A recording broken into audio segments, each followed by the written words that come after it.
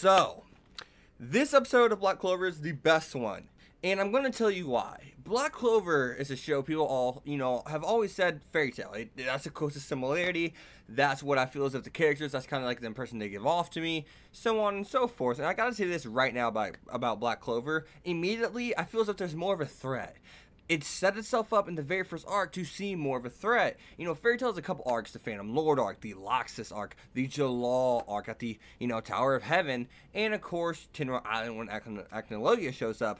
So those are some arcs where I felt that death threat per se, but this arc just made me feel it so much more. I think it's because it's establishing itself sooner, quicker, right in the middle. And I think with Fairy Tail, the biggest thing that made me not feel that, sense of threat per se all the time was because of arcs like Galuna and the way it started, which those weren't even necessarily bad arcs. Galuna is whatever you want to call it, but the very first arc, whenever they're facing the Wind Demon user, he wasn't that much of a threat to me, but I still felt as if the world building and stuff was good. But enough with that. Enough with Fairy Tail. Enough with that. So this episode really just embodies resolve, and resolve is something that can win you over for a character. I mean, that's a typical shonen character. You have Natsu, Naruto, you have Ichigo from Bleach, all these different characters, and of course Luffy from One Piece. Resolve is something that can really win you over, and it can do it happen like that. And Deku is someone that I think truly embodies resolve, and to me, he is a shonen character that has the most resolve ever, just trying to win a fight by breaking each individual finger, and then breaking the fingers that are already broken. Wow.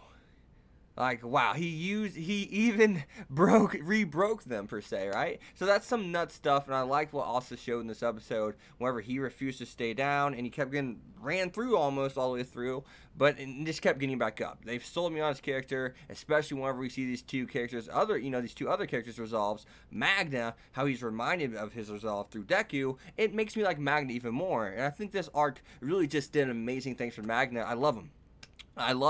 And he's a character that's very similar to Asta. He's definitely different, but he's very similar. He's a little bit more mature, but still, he's an idiot, he's naive, and he's just a loudmouth, per se. He's just like Asta a lot of times. So it's kind of like you got a Natsu and Naruto out there. And that resolves something that I like, and, the context that we're given on, Magna's character, that past context, the events and everything else, the setting that took place to make him who he is today, that did an amazing job, and that's how you do characterization.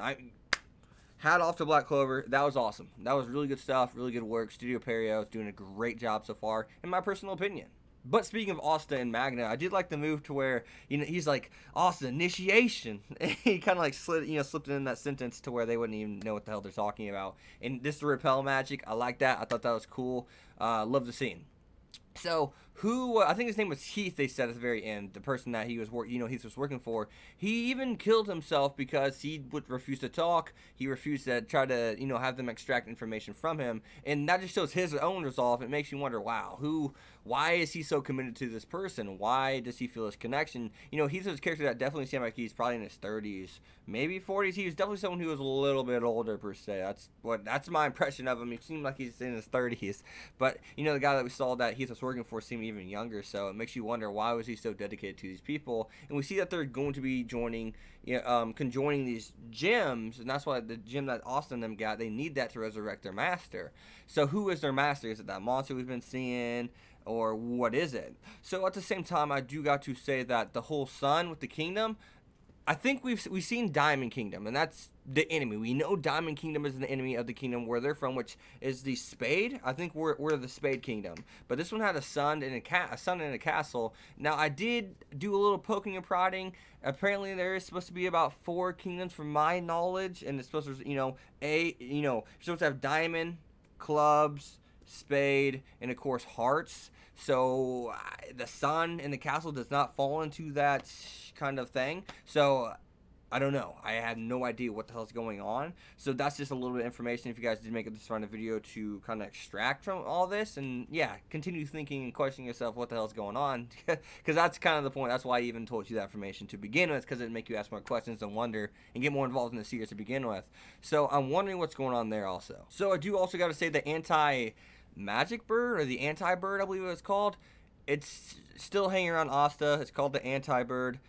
I wonder why. Is that anti-bird? So first off, we got to take, this is such an important part of the video. If you guys made it this far, definitely leave a comment, because I want to have that conversation down with you guys below, because I'm wondering myself.